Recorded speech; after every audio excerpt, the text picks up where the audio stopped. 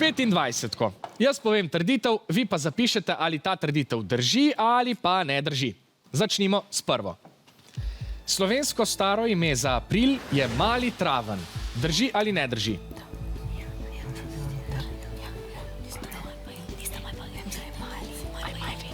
Zapišite D ali pa N. Poglejmo, kaj pravite. Osnovna šola Maksa Durjave pravi, da to ne drži, osnovna šola Šenčur pa, da to drži. Prav ima osnovna šola Šenčur.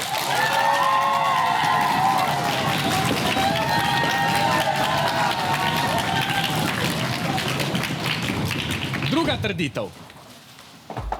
Pri skokih v vodo je zmagovalec tisti, ki doseže najvišji seštevek ocen izvedbe in težavnosti. Drži ali ne drži?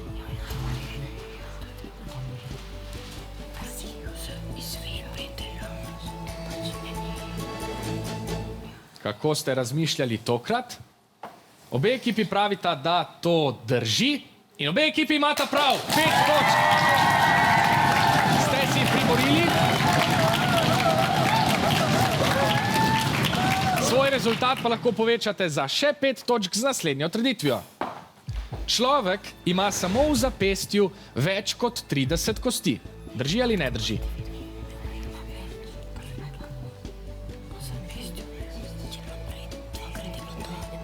Zapišite ocene oziroma razmišljanja.